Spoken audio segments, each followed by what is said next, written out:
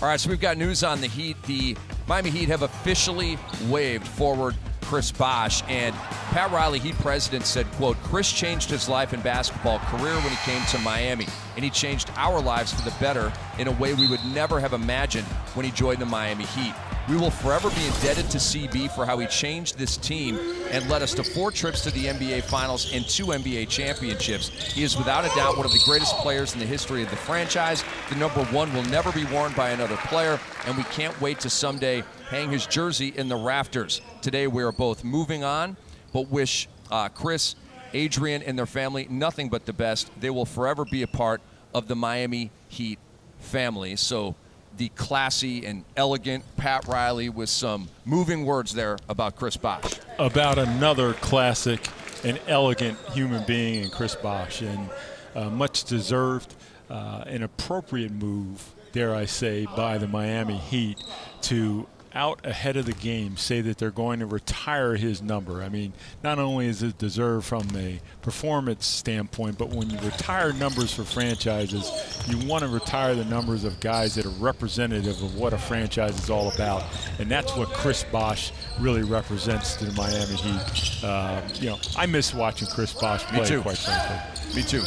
I mean, it's a shame. It's a basketball tragedy, as Ellenson makes a corner 3 off the feed by Luke Kennard, but the blood clotting issues and the danger that creates, and obviously, you know, as Pat mentioned, the wife, he's got children, he's got a beautiful family, and it's probably just not worth the risk. Well, no, it's not. And certainly as a competitor, of which Chris Bosh is, you know, initially when you get the news, I'm sure in his mind, you try to do everything from a medical standpoint to make sure that the opinion that you've gotten is the right one. But at some point, after soliciting multiple opinions, you realize perhaps that, you know, this is not going to happen, that you're putting yourself in danger, and having that young family, it's not fair to anyone, even as competitive as you are. No doubt. And Chris, if you're watching, happy 4th of July. And, you know, we feel for you in not being able to play the game that you love anymore.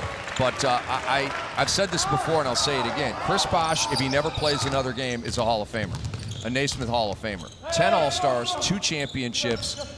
He did not score over 20,000 points, which seems to be a Hall of Fame type of milestone, but 10 All-Stars and 2 championships, he's a Hall of Famer. You'll get no debate from me. And listen, it's all about getting votes from the committee at the end of the day and whether or not you're a Hall of Famer.